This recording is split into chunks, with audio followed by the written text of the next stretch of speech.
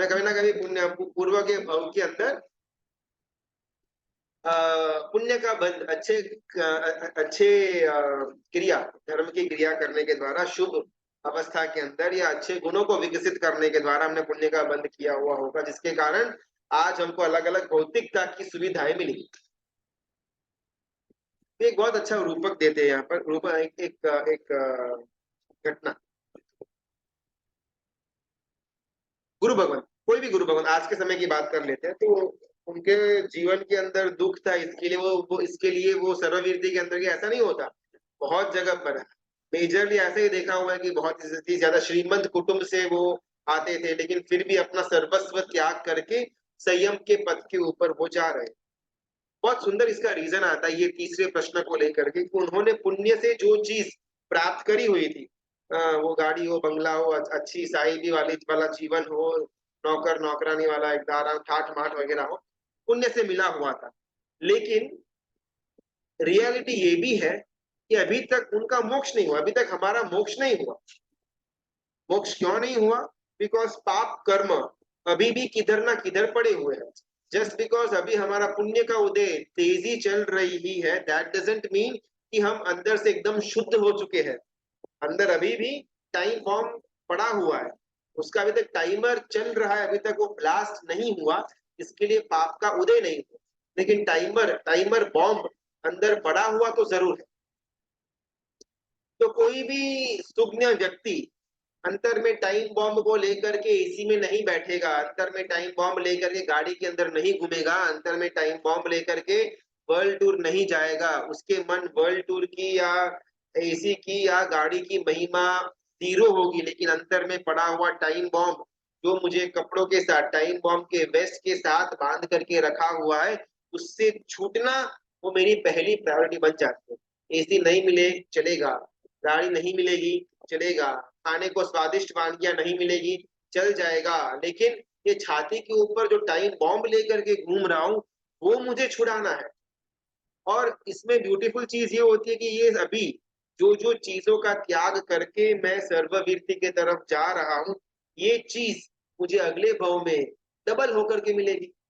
अभी अगर स्वेच्छा से मैं मेरे सारे के सारे सुख के साधन सामग्रियों का त्याग करता हूँ, तो मेरा पुण्य का जो उदय था उसको मैंने स्थगित कर दिया, और मेरे शायद भविष्य के अंदर जो पाप का उदय आने वाला था उसकी मैंने उद्दीर्णा करी। उद्दीर्णा यानी कि किसी भी चीज को खींच करके अभी का अभी उसको उदय में लेकर के आना, उसका नाम उद्दीर्णा। ये उद्दीर्णा शास्त्रीय नाम है। इसके साथ ना एक और चीज होती है उद्दीर्णा के साथ, किसी भी चीज की जब उद्दीर्णा करने में आए उसका पावर कम हो जाता है। फॉर एग्जाम्पल, एक सेठ होते हैं, वो अच्छी तरह से धर्म की आराधना बहुत सुंदर प्रकार से अपने जीवन में कर रहे थे, नगर के अंदर रह रहे थे, नगर सेठ की का विरुद्ध उन्होंने प्राप्त किया हुआ था, और उसी नगर में एक चोर रहता था। चोर पूरा लूटपाट करता रहता था, लोग त्रस्त आ चुके थे इस चोर के बिहेवियर के कारण। उसी समय वहां पर नगर के अंदर ना एक ज्ञानी गुरु भगवंत आते। उसके एक ही दिन पहले ये जो सेठ था, जो बहुत परोपकारी था, लोगों का हित करता था, लोगों का दुख दरिद्र दूर करता था, पैसों को धर्म के अंदर सद्व्यय करता था, जीवन के अंदर गुणों को विकसित करवाता था, ये सेठ चल करके किधर जा रहे थे, नीचे गिर गए, मंदिर ही जा रहे थे, नीचे गिर गए, पैर टूट गए और लूले बन गए। और वही सेम डे चोर जो था वो जंगल के अंदर किधर जा रहा था, और उसको डटा हुआ धन मिला, पूरा का पूरा एक बैग सोना मोहर भर करके मिला। गांव वालों के अंदर आग की तरह ये बात फैल गई कि वो सेठ को तो पैर भांग गया, वो लूले बन चुके हैं, और वो चोर जो लोगों का संपत्ति चोरी करके अपना जीवन निर्वाह कर रहा था, लोगों की हाय उसको लग रही थी, ऐसे चोर को एक थैली भर करके सोना मोहर मिला। अभी ये गांव वाले वो ज्ञानी गुरु भगवंत के पास जाते हैं और उनसे प्रश्न करते हैं कि हमारे गांव में ऐसा विपरीत घटना हो रही है, तो पीछे का रीजन क्या है? ज्ञानी गुरु भगवंत कहते हैं कि वो सेठ, भले उनको लगा कि अभी उनको पैर में चोट आई हुई है, लूले बन गए हैं, लेकिन उनका विशिष्ट मात्रा का पाप का उदय चल रहा था, जिसके कारण उनको आज या कल फांसी की सजा होने वाली थी, उससे वो बच गए, वो धर्म का प्रभाव। उसी समय चोर जो था उसको राजवी या चक्रवर्ती का पद मिलने वाला था, लेकिन एक थैली सोना मोहर में उसका वो पुण्य चला गया। उद्दीर्णा, किसी भी चीज की जब उद्दीर्णा करने में आए तो उसका फल देने की जो सक्षमता है वो बहुत कम, मिनिस्क्यूल हो जाती है। अगर मैं देव देवी के पास, परमात्मा के पास सुख की इच्छा करूं तो मेरे पास लाइन क्रम में पुण्य रहेगा, वो पुण्य उठा करके आगे आ जाएगा और अभी का अभी उसका उदय शुरू हो जाएगा, मैं सुख के अंदर चला जाऊंगा। लेकिन वो पुण्य जो मुझे शायद 2 4 6 8 भव के बाद चक्रवर्ती बना सकता था, आज 5 25 करोड़ का प्रॉफिट दे करके वो पुण्य चला जाता है, बिकॉज मैंने पुण्य की उद्दीर्णा की। सिमिलरली, अगर मैं जानबूझ करके जो कष्ट है उसको वेचता हूँ जीवन के अंदर, मैं अपने वॉलंटरीली दुख के साधन इकट्ठा करता हूँ और सुख के साधनों में से मैं परे होने का प्रयत्न करता हूँ, तो मेरे शायद 2 4 6 8 भव के बाद जो पाप का उदय से मुझे दुख मिलने वाला था वो तत्कालीन मैं उदय में लेकर के आता हूँ। और शायद उस समय में के अंदर मुझे जो नरक की पीड़ा देने वाला दुख था, आज 1 2 दिन का छोटा मोटा दुख देकर के वो पाप का कर्म निर्जरा हो जाता। उद्दीर्णा अगर यानी कि जो फ्यूचर में आने वाला तो उसको खींच करके अभी का अभी उदय में लेकर के आते हैं, तो उसके द्वारा उसकी स्ट्रेंथ कम हो जाती है। पाप का कर्म हो या पुण्य का कर्म हो, दोनों में rule same to same apply होता है। एट द सेम टाइम, जो चीज अभी उदय में थी उसको मैं अगर जानबूझ करके पोस्टपोन करता हूं तो उसके अंदर का पावर बढ़ जाता है। कोई टाइमर बॉम्ब है, शायद 1 घंटे के बाद फटने वाला था, हमने कुछ अंदर वायरिंग में मिस्टेक की, छोटा सा एक धड़ाका हुआ और वो बॉम्ब वहां पर डिफ्यूज हो गया, छोटा सा कुछ स्पार्क हुआ। जो बॉम्ब शायद पूरे के पूरे नगर को उड़ा देने वाला था, हमने छोटा सा अंदर शॉर्ट सर्किट किया, हल्का सा स्पार्क हुआ और वो बॉम्ब निष्क्रिय। सिमिलरली, जो पुण्य का कर्म या जो पाप का कर्म शायद 6 8 10 15 20 25 50 भव के बाद वो फटने वाला था, उसको हम अभी लेकर के आए, छोटा सा शॉर्ट सर्किट किया और कंप्लीटली वो बॉम्ब को यूजलेस कर दिया। अभी अगर हमारे पास ऑप्शन हो तो हम कौन सा बॉम्ब डिफ्यूज करेंगे? जो 6 8 भव के बाद फटने के द्वारा जो हमको दुख देने वाला है वैसा बॉम्ब डिफ्यूज करना चाहेंगे, या जो 6 8 भव के बाद हमको सुख ही सुख दे ऐसा बॉम्ब को अभी हम डिफ्यूज करने का प्रयत्न करेंगे? कोई भी सुज्ञ व्यक्ति होगा वो यही बोलेगा कि जो आगे जाकर के बहुत बड़ा विध्वंसक परिणाम दे सकता है, ऐसा बॉम्ब को अभी का अभी छोटा मोटा मेहनत से डिफ्यूज करना वो समझदारी का काम। सेकेंड पॉइंट, अभी जिसका उदय चल रहा है उसको अगर स्थगित करने में आए, ये सब चीज ना जीव अपने पुरुषार्थ से अवश्य मेव कर सकता है। कोई भी चीज का उदय अगर अभी स्थगित करने में आए, अभी अगर मेरा पाप का उदय है उसको मैं स्थगित कर दूं, या अभी मेरा पुण्य का उदय है उसको मैं स्थगित कर दूं, तो ये कर्म ऐसा का ऐसा अंदर पड़ा रहेगा और बाद में जाकर के बहुत बड़ा परिणाम देगा। यानी कि अभी मेरे अंदर जो कैंसर की अगर गांठ है उसको अभी ऑपरेट करके निकाल दूंगा ना, बहुत ज्यादा उसका कुछ बॉडी के अंदर इफेक्ट नहीं होगा। लेकिन मैं प्रमाद के अंदर पड़ा रहा 6 8 10 15 महीनों के बाद मैं सोचूंगा कि ऑपरेशन कराता हूँ, तो उस समय में मालूम पड़ेगा कि कैंसर की गांठ तो पूरे बॉडी के अंदर स्प्रेड हो चुकी है और अभी कुछ नहीं हो सकता। सेम टू सेम, अभी जो पाप का उदय है अगर उसको स्थगित करने में है कि नहीं नहीं अभी मैं बहुत ज्यादा हो चुका हूँ, दुख के अंदर पड़ चुका हूँ, मुझे कुछ ना कुछ अच्छा करो भगवान, नाकोड़ा भैरव जी, घंटा करने जी, कुछ मेरी बात सुनो, मेरे पैसे फंसे हुए हैं, मेरे घर के अंदर प्रॉब्लम चल रहे हैं, मेरी बीवी छोड़ करके भाग गई, कुछ ना कुछ आप हेल्प करो। अगर इस प्रकार का भिखारीपना हमने शुरू कर दिया और वो देव भी अगर हम पर प्रसन्न होकर के हमारे प्रॉब्लम्स दूर कर देते हैं, तो प्रॉब्लम्स दूर होते नहीं है, प्रॉब्लम्स कुछ समय के लिए डॉर्मेंट बन जाते हैं, इस भव में या भवांतर के अंदर वो बहुत बड़े कैंसर की गांठ की तरह व्याप्त हो जाए, और साथ में जो बाद में आने वाला जो पुण्य था उसको अभी उदय में लेकर के हमको हल्का सा सुख मिल गया। तो कभी भी पाप का उदय को रोकना नहीं और पुण्य की उद्दीर्णा करना नहीं। और दूसरा, पुरुषार्थ करके पाप का उदय करना और पुण्य की उद्दीर्णा करना।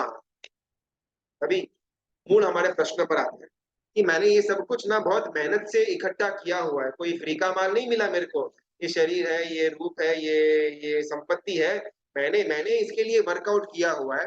और धर्म बोधकर कहते कि अग्रीड, तूने वर्कआउट किया हुआ है, लेकिन मैं तुझे बोल रहा हूं कि अगर तू अपने पुण्य को थोड़ा 50 60 सालों के लिए इस म्यूचुअल फंड में, इस एसएच में रख देगा ना, तो 20 गुना बढ़ जाएगा। तेरे अंदर के जो पाप का उदय जो बाद में आने वाला है, जो तुझे भयंकर नुकसानी दे सकता है, अगर उसको खींच करके अभी का अभी तू उसको इफेक्ट में लेकर के आ जाएगा, तो बहुत इजी तेरा जीवन भवांतर के अंदर हो जाएगा। तो बोधकर समझाते हैं कि आखिरकार तूने भी जो भौतिकता की चीजें यहाँ पर प्राप्त करी हुई है, वो धूल समान है। भले ये आज का घर, आज का रूप, आज का मेरा संपत्ति प्राप्त करने के लिए मैंने मेहनत करी हुई थी, लेकिन वो पुण्य के उदय के कारण मुझे अभी भौतिकता के सामान मिला, लेकिन ये आगे जाकर के पुण्य के अंदर कन्वर्ट नहीं हो रहा। कोई भी बिजनेसमैन होगा ना, वो इन्वेस्टमेंट करेगा, और मिनिमम में मिनिमम अगर एकदम बुद्धू प्रकार का इंसान भी होगा, तो उसके अंदर इतनी तो समझ होगी कि अगर मैं 10 लाख डालता हूँ, मुझे मिनिमम 10 लाख तो मिलने चाहिए। 11 मिले, 15 मिले, 20 मिले, वो एक्स्ट्रा। लेकिन अगर मैं 10 डालता हूं, तो 2 साल बाद या 4 साल बाद मुझे मिनिमम 10 लाख तो मिलने चाहिए। मैं 10 लाख डालू, 20-20, 40-40 साल तक मुझे 2 लाख भी वापिस न मिले, ये धंधा घाटे का धंधा कहलाता है। इसके अंदर मुझे अभी ज्यादा टाइम वेस्ट नहीं करना। पूर्व के अंदर जो इतना मेहनत करके हमने अभी पुण्य कमाया, हमारे पास 10 लाख का पुण्य अभी पड़ा हुआ है। 10 लाख का पुण्य हमने कर्म सत्ता को दे दिया। कर्म सत्ता ने हमको घर दिया, हमको परिवार दिया, पैसा दिया, हमको गाड़ी दी, हमको धंधा दिया, बराबर। लेकिन इससे हमको क्या पुण्य की कोई कोई कोई कोई कमानी हुई? जीरो, नील। 10 लाख का पुण्य खर्च किया, सब कुछ प्राप्त किया, नया कुछ पुण्य मिला? 10 लाख तो बहुत दूर की बात, 2 लाख का पुण्य भी मिला? नहीं, जीरो। तो धर्म बोध कर अपने को अपने प्रश्न से ही उत्तर देता है कि हाँ, तूने तेरे पुरुषार्थ से सब कुछ कमाया हुआ है, लेकिन तू जस्ट इमेजिन कि ये पुरुषार्थ करके तूने जो पुण्य कमाया हुआ है, उसको तू वेस्ट कर रहा है। अगर उसको तू संग्रह करके रखे, 50-60 साल के लिए म्यूचुअल फंड में डाल करके रख दे, सर्ववीर्ति नाम की म्यूचुअल फंड के अंदर, तो भवांतर के अंदर ये 20x 40x का रिटर्न तुझे देगा। जो पुण्य का उदय अभी छोटा मोटा धंधा चलाता है, अगर उसको उसको स्वेच्छा से त्याग कर दे, सर्ववीर्ति के अंदर आ जाए, तो वो धंधा खड़ा करवाने वाला पुण्य भवांतर के अंदर देवलोक का आयुष्य या महाविद्या क्षेत्र के अंदर जन्म दिलवा सकता है। और अगर तो यहाँ पर सब कुछ साफ कर देगा, वापिस निगोद से शुरू कर, छोटा छोटा छोटा छोटा पुण्य कमा, बहुत सारा जीवन एक इंद्रिय के अंदर बीता, बहुत सारा बेन्द्रिय, तेन्द्रिय, चौरिंद्रिय, तिर्यंच, पंचेंद्रिय, तब कभी कभार जा करके तुझे मनुष्य का भाव मिलेगा।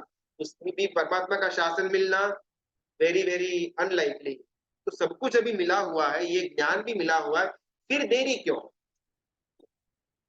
धर्म बोध कर। और शायद हम में से बहुत लोगों को ऐसा प्रश्न होगा, और होना चाहिए। प्रश्न होना ना, वो ये व्यक्त करवाता है कि हमारा मन मौजूद है। प्रश्न सिर्फ दो व्यक्ति को नहीं हो सकते, एक जो सब कुछ समझ चुका है, जो सर्वज्ञ बन चुका है, या एक जो कुछ भी नहीं समझा। एकदम क्लियर बात है कि हम में से कोई सर्वज्ञ तो है नहीं, तो हम सब सेकंड कैटेगरी वाले कहला सकते हैं, अगर हमको प्रश्न नहीं होते तो।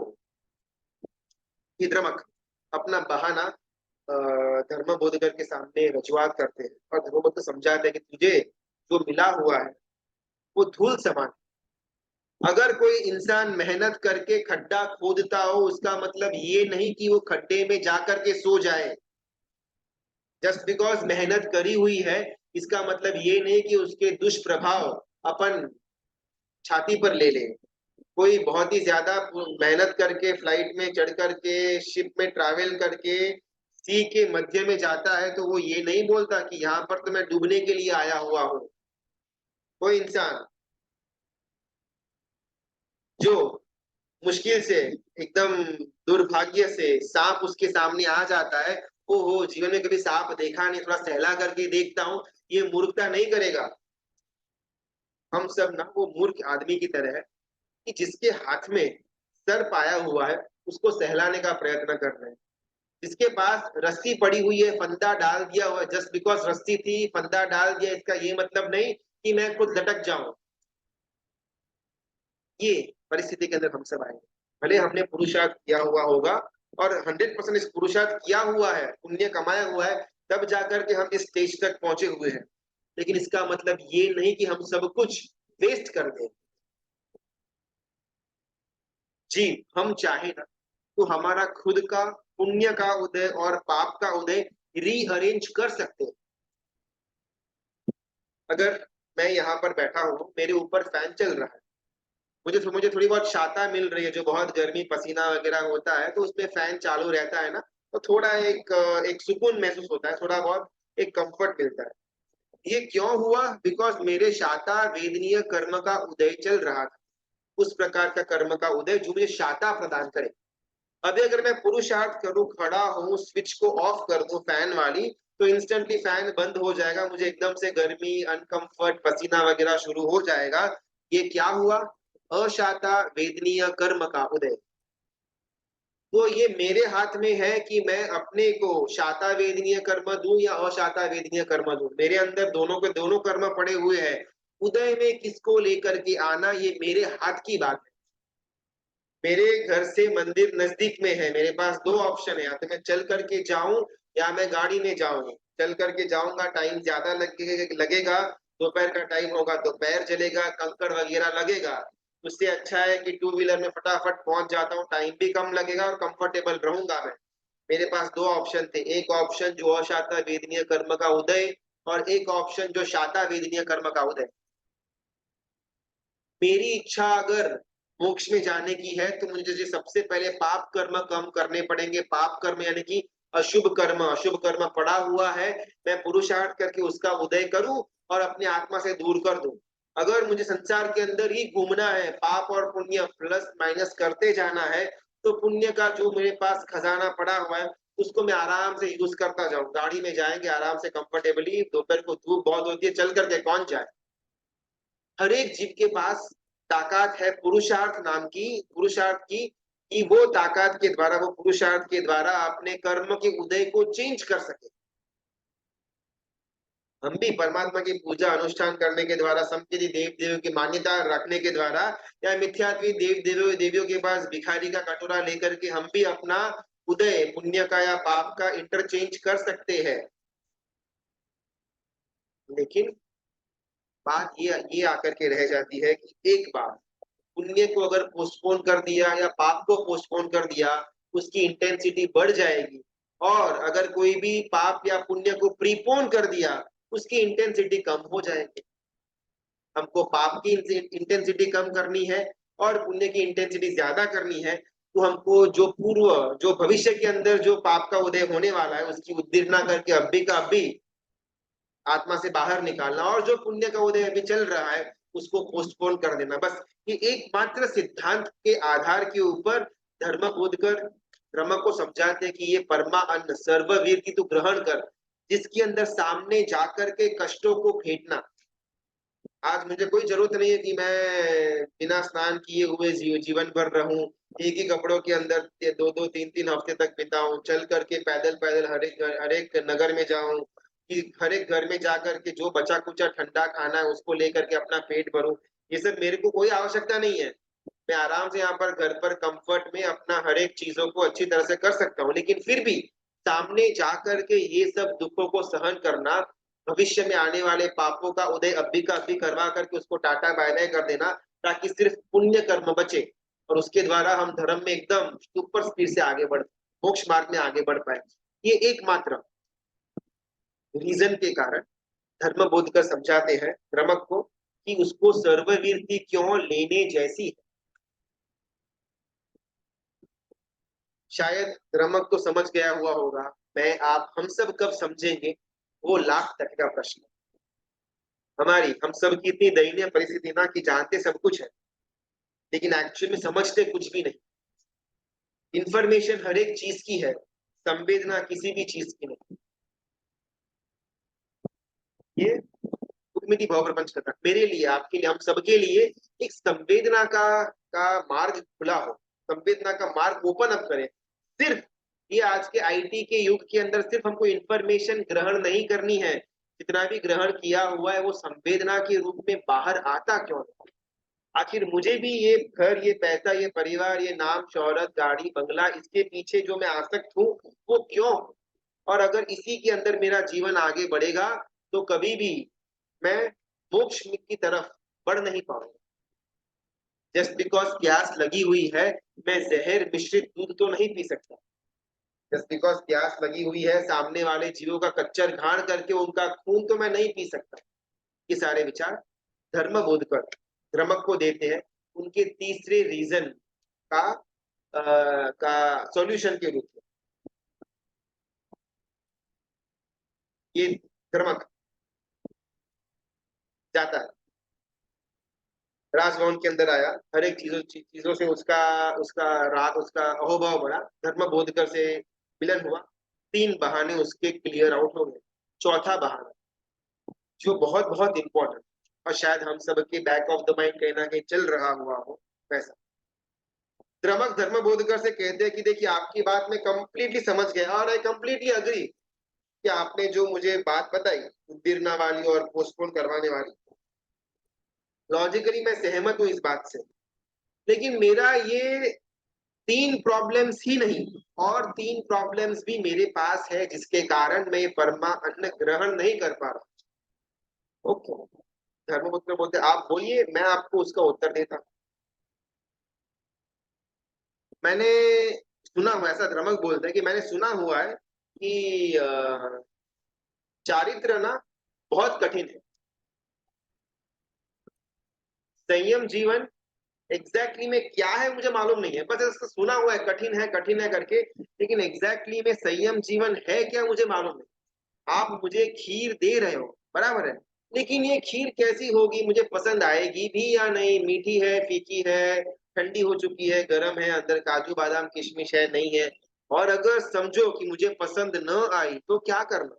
आपने तो मेरे हाथ से पड़ा हुआ जो जूठा खाना था, जो मैं इतने सालों से खाता आ रहा था, जो मुझे सूट भी हो चुका था, उसको तो आपने फेंकवा दिया, फॉर एग्जाम्पल हाइपोथेटिकल, और बाद में आप मुझे खीर देते हो, खीर मैंने मुंह पर लगाई, अभी तक मुझे खीर के बारे में कुछ भी नहीं मालूम, मेरे मन तो जूठा खाना सर्वस्व था, अभी आप नया खीर को लेकर के आए, वे खीर पसंद आएगी नहीं आएगी वो सब बात की बात, लेकिन खीर के अंदर ऐसा है क्या वो मुझे जानना है, संयम जीवन आखिरकार है क्या।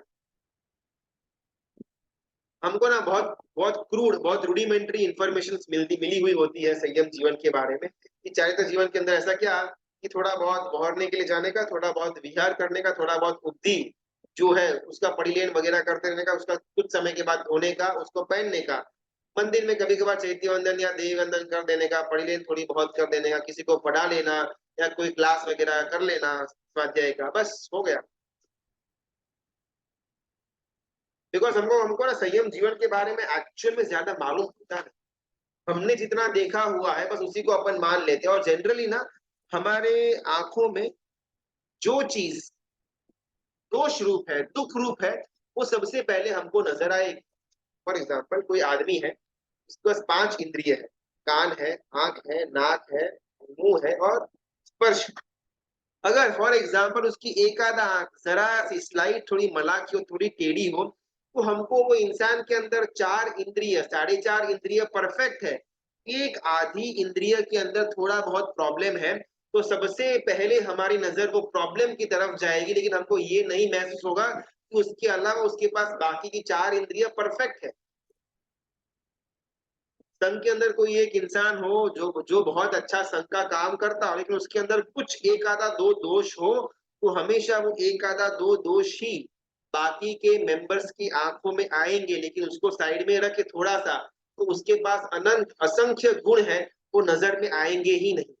ये हम सबकी प्रॉब्लम, शादी में भी चाहे शायद 40-50 आइटम्स हो, लेकिन चटनी के अंदर जरा सा नमक कम हो, शायद अगले 2 साल तक 4 साल तक अपने मन में वो याद रहेगा कि उनके फलाने फलाने की शादी के अंदर चटनी में नमक था ही नहीं। ये सब हम अपने अपने स्वभाव से वाकिफ है, कुछ नई बात नहीं।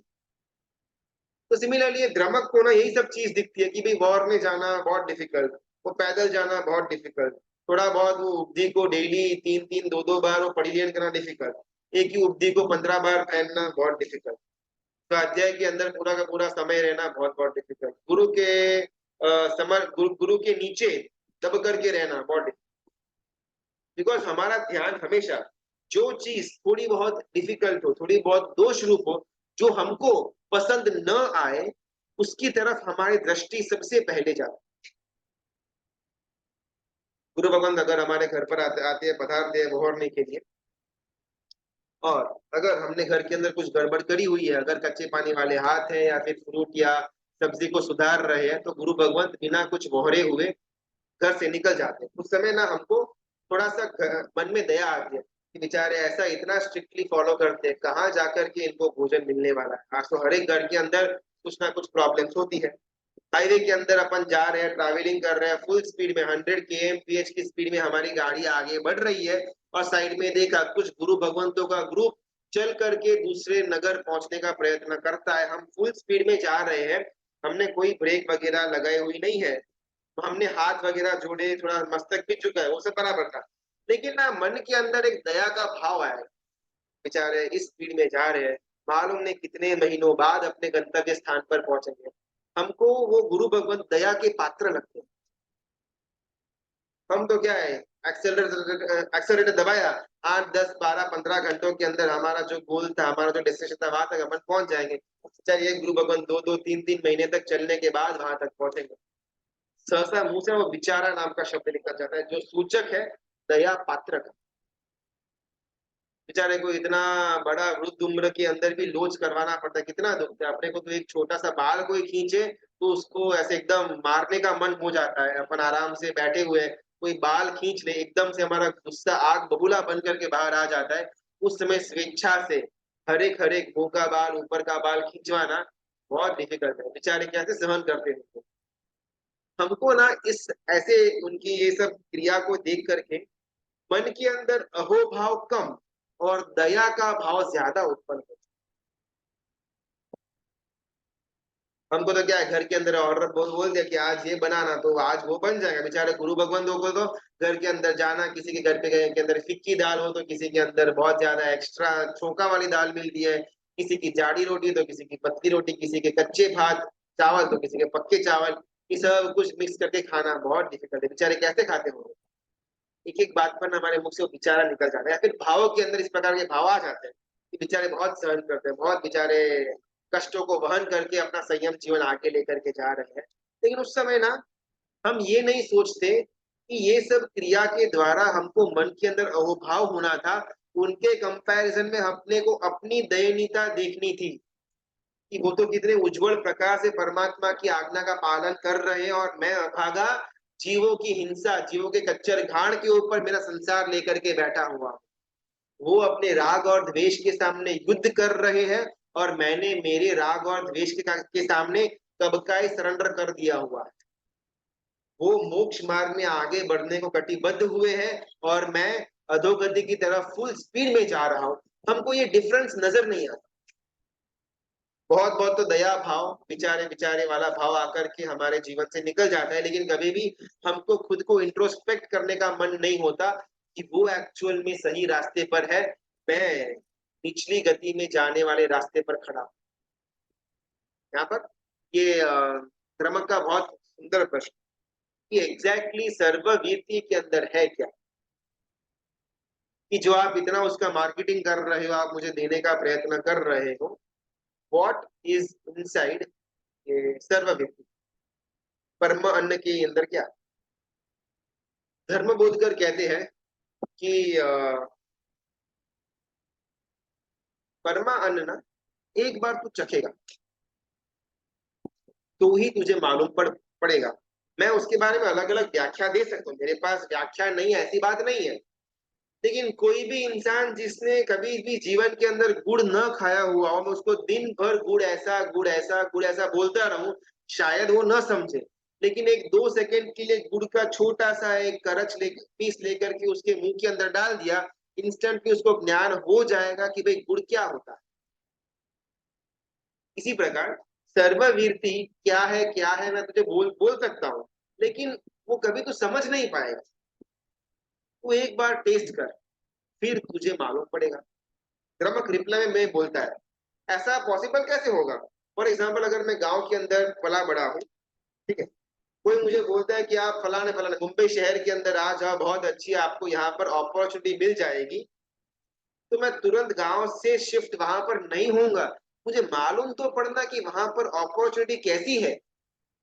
जब तक मुझे मालूम न हो कि वहां पर जाकर के मुझे लोगों के जूठे बर्तन घिसने हैं, आईटी के अंदर काम करना है, या फिर एसी ऑफिस के अंदर बैठ करके ट्रेडिंग करना है, जब तक मुझे मालूम न हो कि अपॉर्चुनिटी कैसी है, मैं मेरे गांव का जीवन को छोड़ करके शहर में मुंबई में कभी भी नहीं जाऊंगा।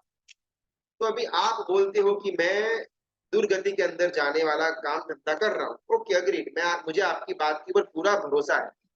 लेकिन सामने आप मुझे जो ऑप्शन दे रहे हो वो कितना उत्तम है, कितना उचित है, ये एक बार आप बोलो तो सही। मुझे आप एक बार उसका आस्वाद तो मुझे मालूम पड़े।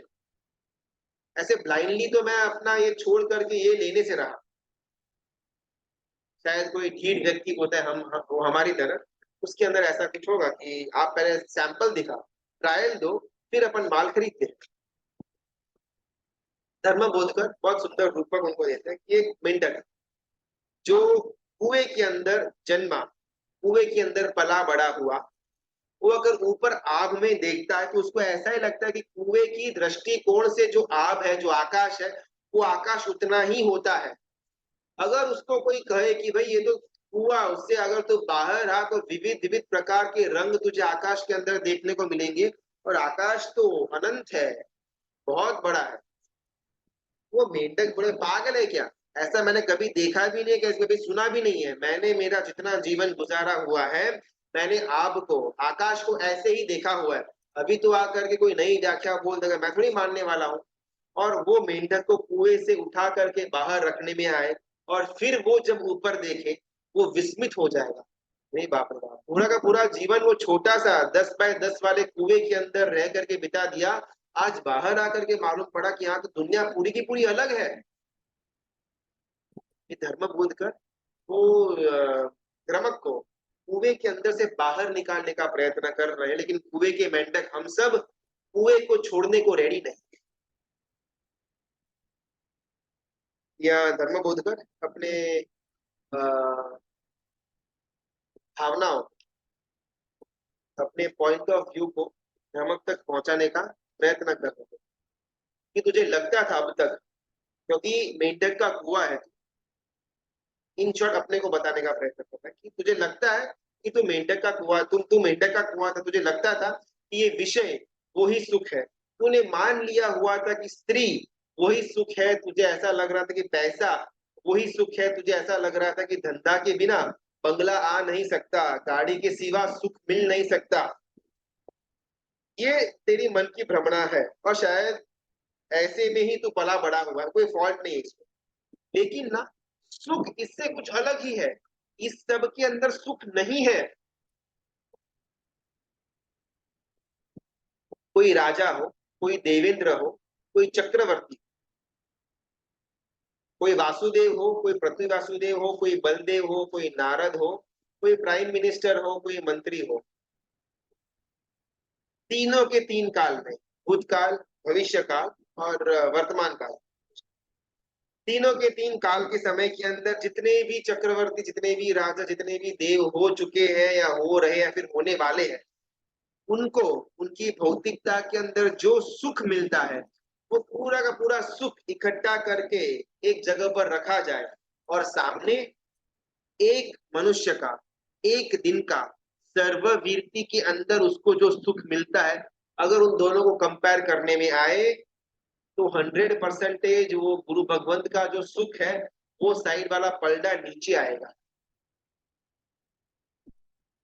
चक्रवर्ती के सुख अपन कल्पना न कर पाए, उस प्रकार के सुख। देवों के देव इंद्र, उनके सुख अकल्पनीय। राजा है, पीएम है, सीएम है, मंत्री है, बलदेव है, वासुदेव है, इन सबके जीवन के अंदर सुख का कोई कोई एंडिंग नहीं। स्त्री का सुख हो या संतान का सुख हो या संपत्ति का सुख हो, नाम का सुख हो, प्रेम का सुख हो, हर एक सुख पराकाष्ठा में इन जीवों के अंदर। लेकिन ये सब के सब भौतिकता वाले सुख। धर्म बोधकर कहते हैं कि इन सारे के सारे सुख को क्लबिंग करके एक दिन के चारित्र के सामने अगर तोला जाए, तो चारित्र वाला पलड़ा नीचे झुकेगा। इतना सुख चारित्रधर आत्मा एक दिन, सिर्फ एक दिन के चारित्र के अंदर महसूस कर पाते,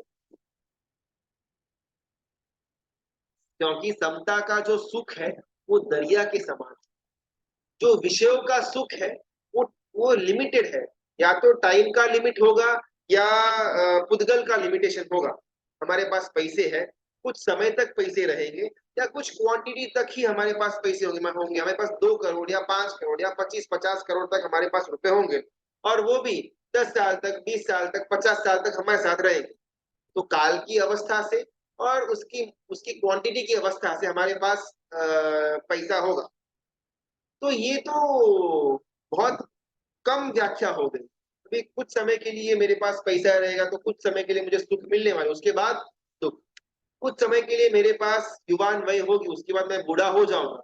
तो कुछ समय के लिए मुझे परिवार से प्रेम मिलेगा, उसके बाद दुःख। कुछ समय के लिए मेरी नेम, फेम, मेरी शोहरत होगी, उसके बाद दुःख। तो ये विषयों के कारण जो जन्मा हुआ सुख है, वो सुख लंबे दुःख को लेकर के आता है। ब्रह्मदत्त की हमने स्टोरी सुनी, 700 साल का चक्रवर्ती का सुख और 33 सागरोपम का 7वीं नरक का दुःख। कुछ समय का सुख विषयों वाला, वो बहुत लंबे दुःख को लेकर के आता है। एग्जैक्टली में तो वो सुख बोल भी नहीं सकते। अगर सच्चा कोई सुख है, तो समता के अंदर है। सच्चा कोई सुख है, तो त्याग के अंदर है।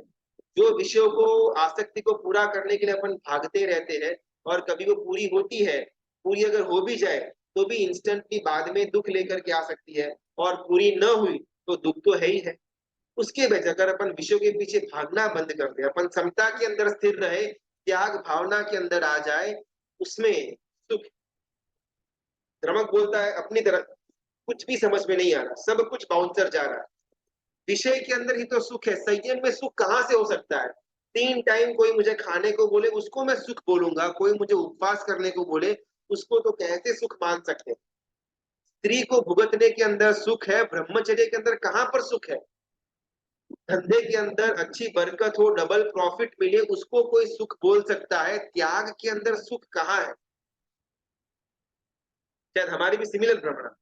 अपने को कोई 3 टाइम खाना खाने को बोले अपन एकदम हैप्पी, अपने को कोई उपवास करने को बोले अपन एकदम दुखी। बिकॉज अपने को लगता है कि खाना खाने में सुख मिलता है, खाना छोड़ने में, त्याग करने में दुख मिलता है, मजा नहीं आता। धर्म बोधकर कहते हैं कि जब तक तेरे अंदर मोह का त्याग नहीं होगा, तब तक ये संयम नाम की जो चीज है, सर्ववीरति नाम की जो चीज है, उसको तू अनुभव के बिना पहचान नहीं पाए। अगर तेरे अंदर मोह कंप्लीटली निकल चुका है, फिर संयम लिए बिना भी तू इसका आस्वाद ले पाएगा। लेकिन अभी तेरी वो भूमिका नहीं।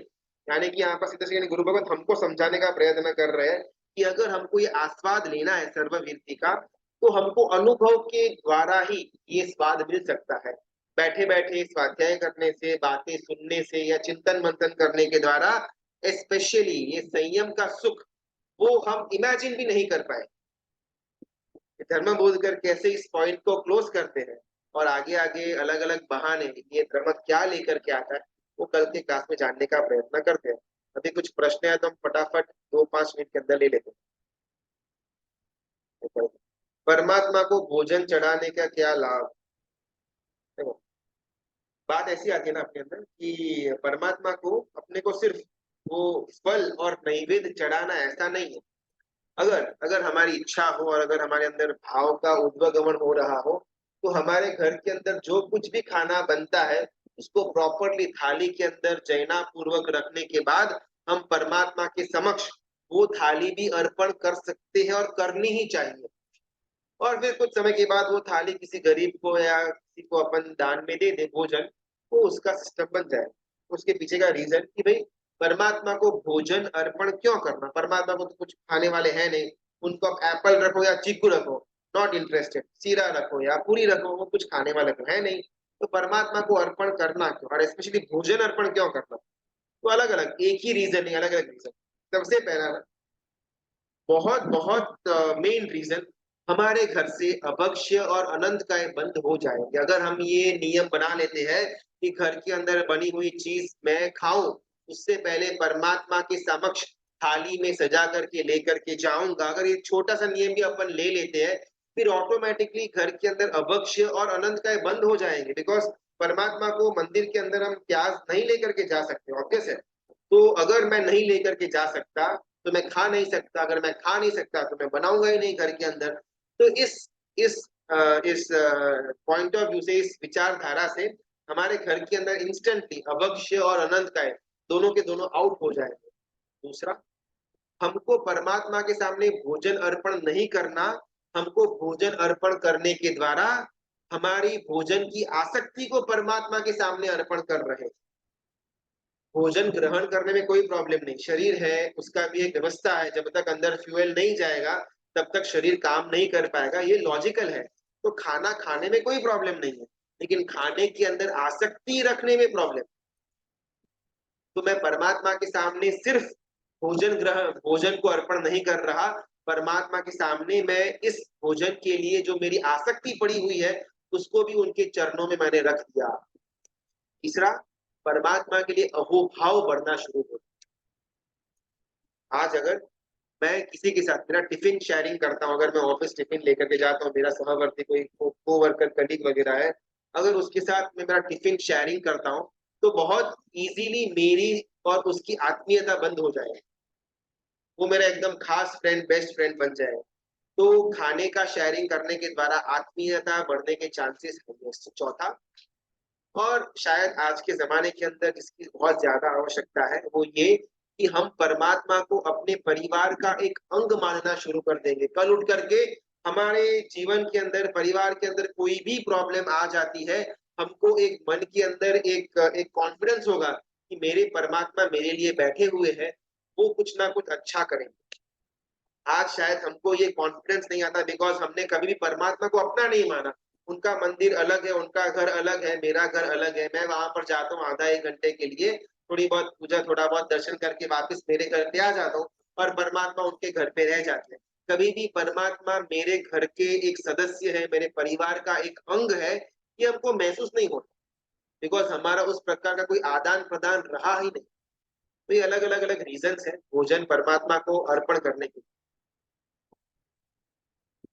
अ, पाप का उदय और पुण्य का उदय।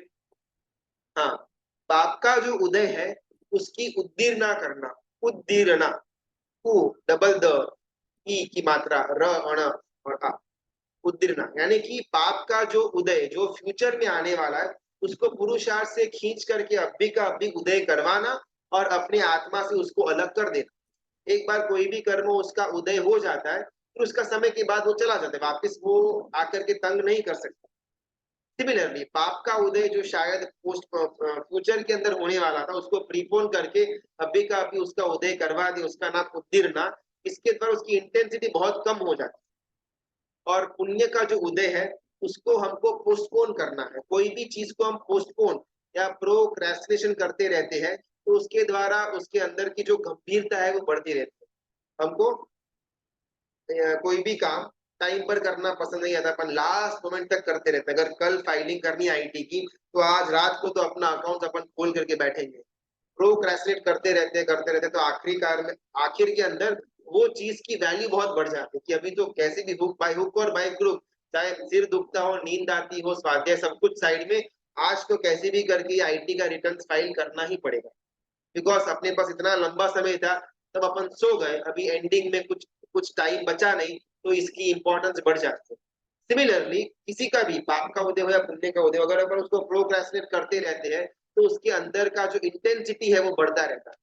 तो पुण्य के उदय को पोस्टपोन करना और पाप के उदय को प्रीपोन करना।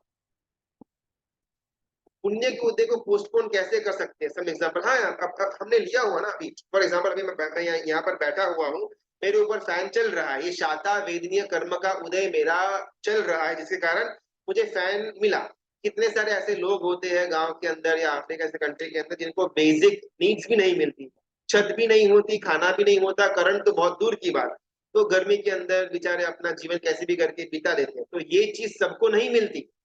हमारा पुण्य था, मेरा पुण्य था कि मुझे ये फैन मिला, ये मेरा पुण्य का उदय जो अभी चल रहा है।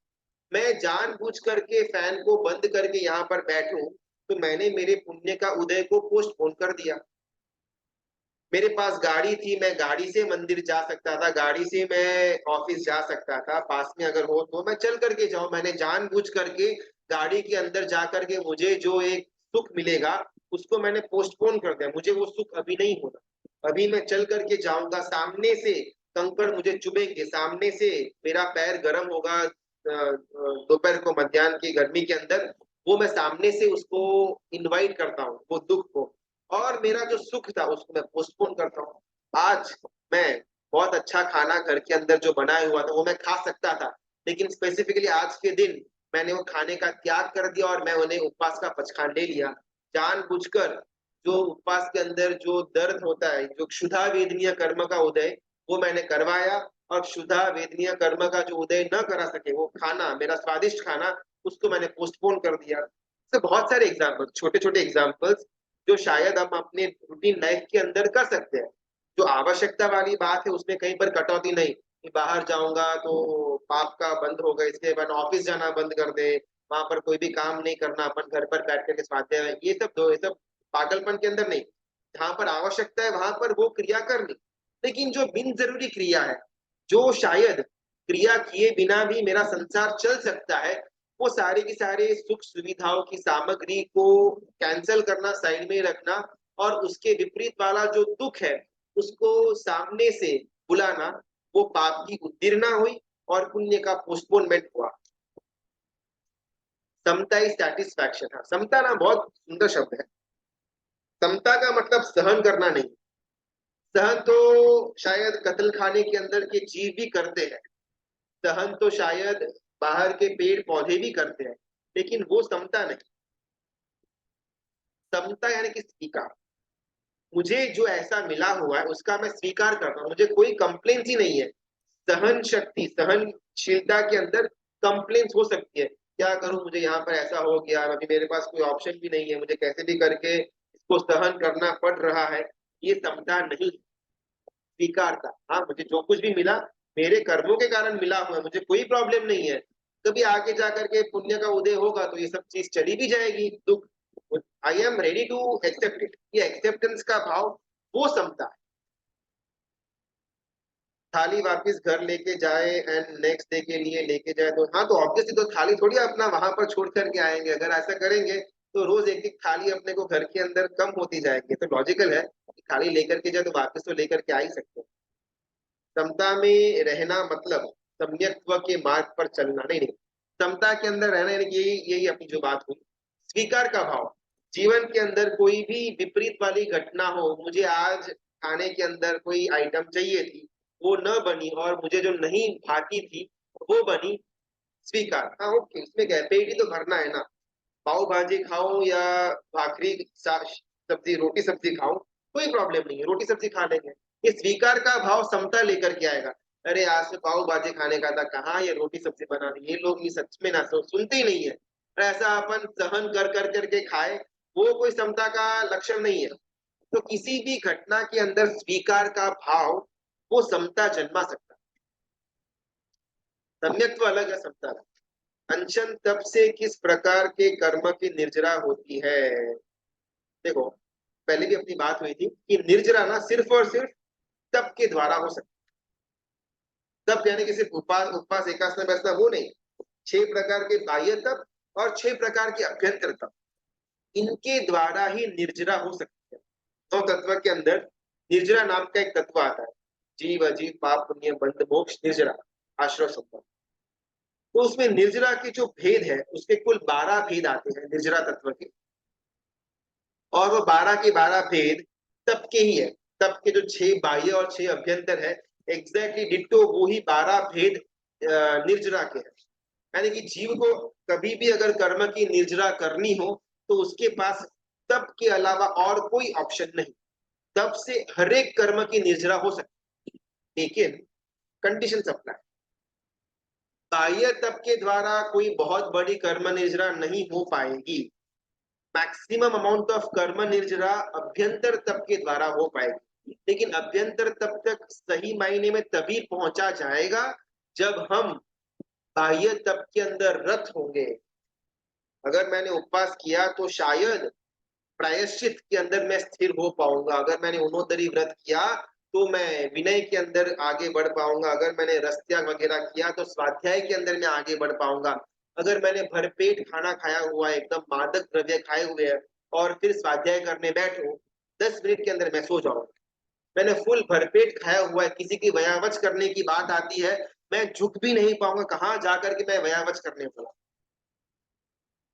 मैंने अगर काय क्लेश सहन नहीं किया हुआ है तो कभी भी कायोत्सर्ग के अंदर मैं स्थिर नहीं रह पाऊंगा। कायोत्सर्ग वो अभ्यंतर तप है, काय क्लेश वो बाह्य तप है। तल्लीनता वो बाह्य तप है। ध्यान वो धर्म ध्यान और शुक्ल ध्यान वो अभ्यंतर तप है। तो अभ्यंतर तप के जो 6 भेद है, व्यावच, विनय, स्वाध्याय, ध्यान, कायोत्सर्ग और एक और कुछ छूटा था, अहोभाव शायद, हाँ। ये 6 प्रकार के जो जो अभ्यंतर तप है, ये 6 के 6 अभ्यंतर तपों के द्वारा ही मैक्सिमम अमाउंट ऑफ कर्म निजरा पॉसिबल है। लेकिन ये अभ्यंतर तप तब तक पहुंचने की सीढ़ी यानी कि बाह्य तप, अनशन, उपवास वगैरह वगैरह करते हैं, वृत्ति संक्षेप यानी कि उनोत्तरी व्रत करते हैं, रस त्याग और विगय का त्याग वगैरह करते हैं, काय क्लेश सहन करते हैं, लोचादिक वगैरह कष्ट को सहन करते हैं, ये सब चीजें बाह्य तप में गिनी जाती है। तो बाह्य तप से कौन से कर्म की निर्जरा होगी? जीरो। बाह्य तप के द्वारा अगर अभ्यंतर तप तक पहुंचने का लक्ष्य होगा तो कौन से कर्म की निर्जरा होगी? हर एक कर्म। तो बाह्य तप भी हमको करना इसके लिए है कि आखिरकार ये बाह्य तप के द्वारा हमको अभ्यंतर तप तक पहुंचना है। बहुत बहुत धन्यवाद अनुमोदना। वितराग की आज्ञा विरुद्ध कुछ भी बोला हुआ हो तो मिथ्या में विक्रम, सबकी अनुमोदना। थोड़ा बहुत चिंतन मंथन तो अपना होता रहता है हर एक क्लास के अंदर। थोड़ा आगे बढ़ करके सर्ववीरति का आस्वाद लेने की हमारे अंदर एक एक अदम्य इच्छा उत्पन्न हो, और अगर न होती हो तो पुरुषार्थ से उत्पन्न करवाए, इसकी तरफ हमको आगे बढ़ना है। अलग अलग बातें करके क्लास में आगे करते हैं। सबका बहुत बहुत धन्यवाद, अनुमोदना, प्रणाम।